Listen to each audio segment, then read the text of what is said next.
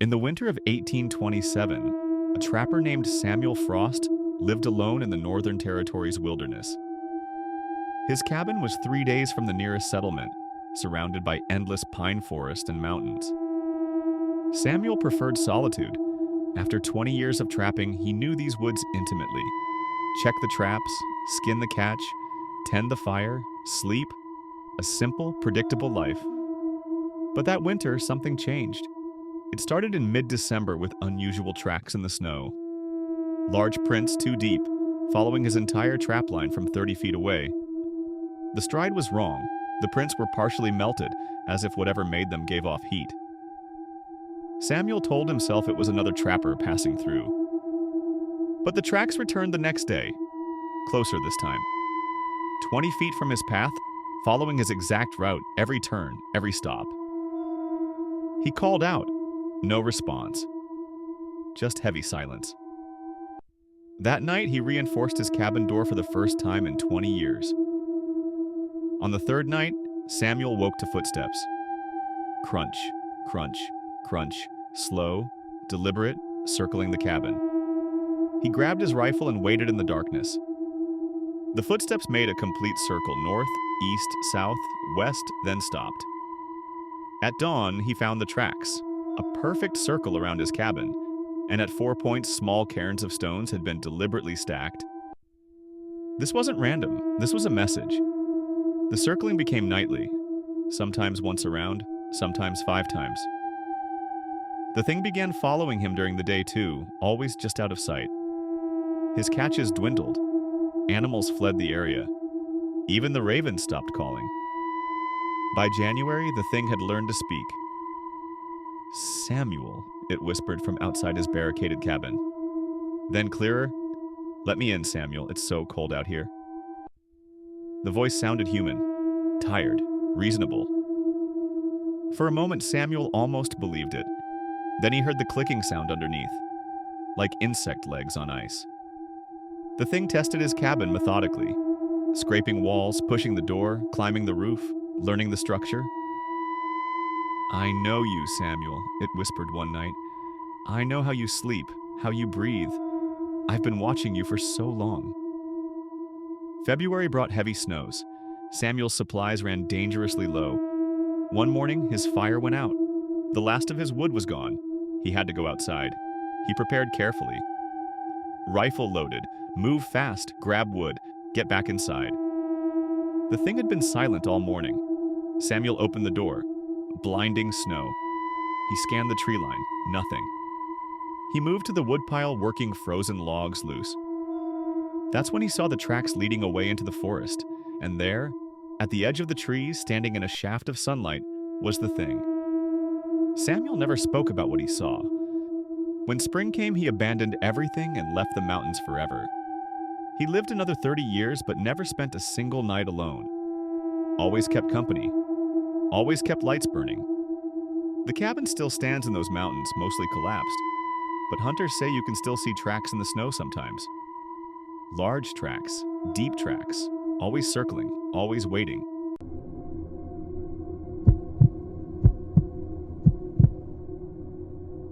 In 1904, 2 lighthouse keepers were assigned to Beacon Rock, a barren outcrop 30 miles off the coast of Maine. Thomas Wright and his assistant, young James Morrison, were to maintain the light through the brutal winter months. The lighthouse was notorious. The previous keepers had requested early relief, claiming the isolation was unbearable. One keeper had simply disappeared, his body never found.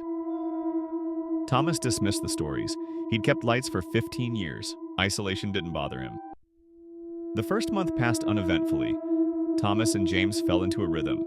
Maintain the light, watch the weather, wait for the supply boat. Then the fog came. It rolled in one November evening, thick and unnatural. It didn't move like normal fog. It pressed against the lighthouse windows like something solid, something alive. That night, James went down to check the supplies. Thomas heard him calling from below. Thomas, come look at this." The voice was excited, urgent. Thomas climbed down the spiral stairs. "James, where are you?" "Down here, in the storage room. You have to see this." Thomas reached the storage level. The room was empty. "James!" His voice echoed. From somewhere in the fog outside, he heard James's voice again. "Thomas, I'm out here. The boat came early." But Thomas had been watching the sea all evening. No boat had come. He climbed back up to the light room. James was there, sitting by the window, pale. "Did you call me?" Thomas asked. "No," James whispered. "I heard you calling me from outside. You were telling me to come out, that you'd found something on the rocks."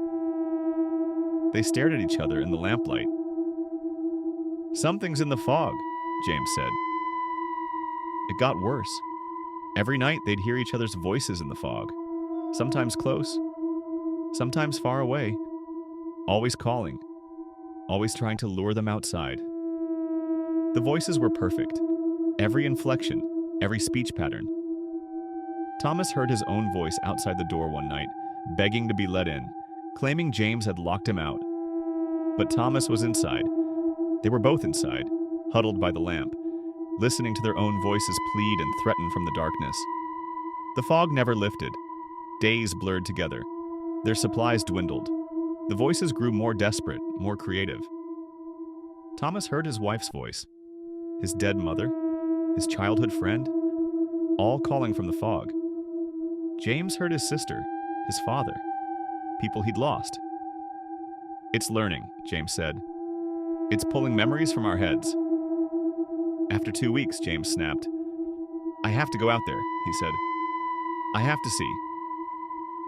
"No," Thomas grabbed him. "That's what it wants." "My sister is out there. I heard her. She's calling for help."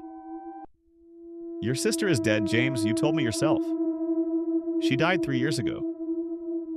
James stared at him with hollow eyes. "Then why can I hear her?" That night, James disappeared. Thomas woke to find the door open, swinging in the wind. James's coat was gone. His boots were gone. Thomas stood at the door, lantern raised, peering into the fog. "James!" he shouted. From the fog, his own voice answered. "I'm here, Thomas. Come help me. I'm hurt." Thomas slammed the door shut. The supply boat came 3 days later when the fog finally lifted. They found Thomas alive but barely responsive, dehydrated, starving. He'd tied himself to the lamp mechanism to keep from sleepwalking out the door. James Morrison was never found. The lighthouse was automated after that. No more keepers, just a light that runs on solar power now. But fishermen say that on foggy nights you can still hear voices calling from Beacon Rock. Familiar voices, loved ones, friends, calling you home, calling you into the fog.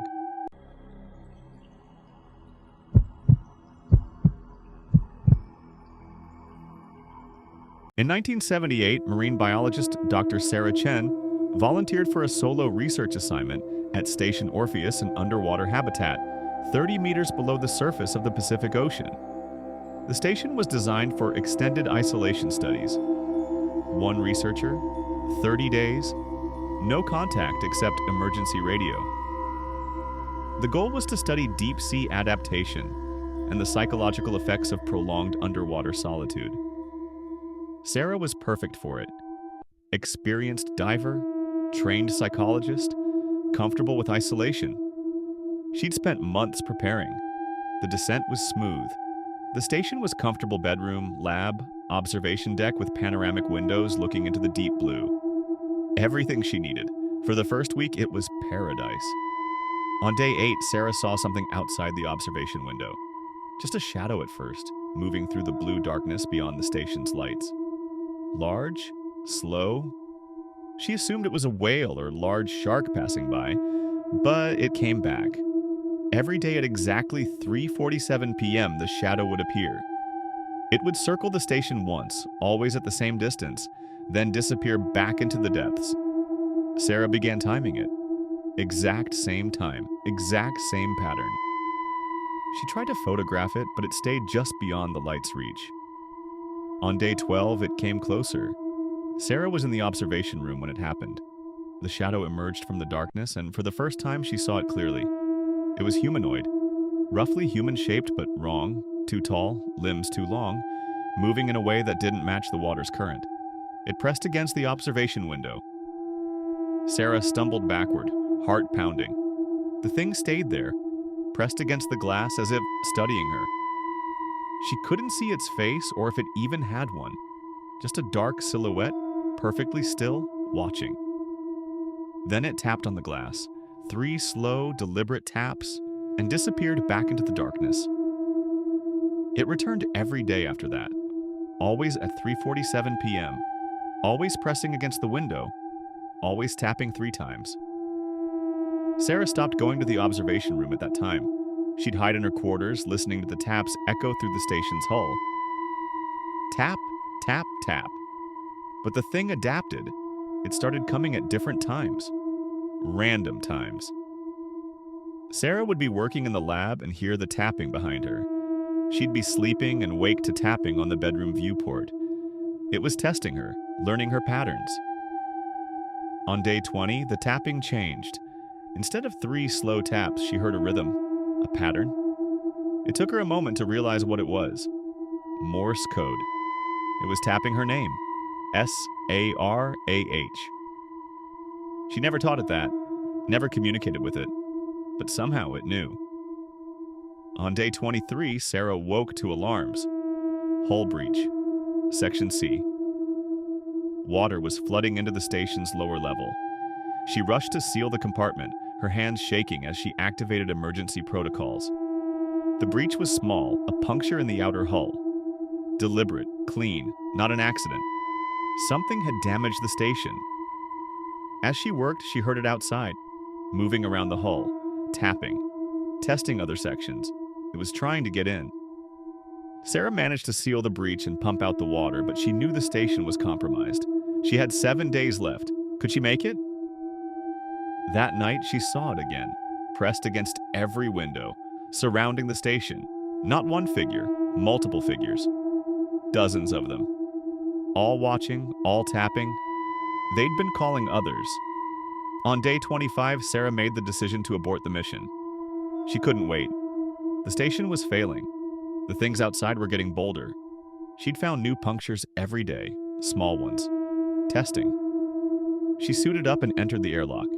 The ascent would take hours. Decompression stops every few meters to avoid the bends.